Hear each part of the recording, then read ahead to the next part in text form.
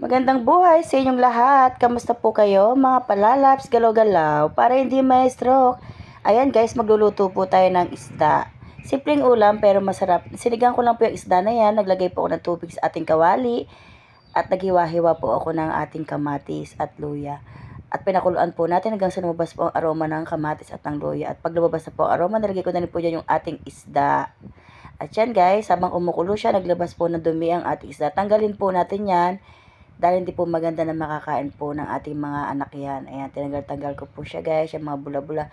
At naglagay din po ako dyan yung pinakamalaking siligang mix guys na sampalok.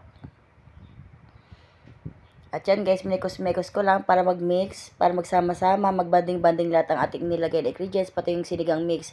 At naglagay din ako dyan ng siling green. At pagkalagay ko ng siling green guys, ilagay na rin po natin ang ating dahon ng talbos ng kamote. At saglit lang po natin lulutuin yan. Dahil hindi po maganda kung malulusak po ang ating gulay. At yan guys, okay na po ang ating sinigang na isda. Kain po tayo.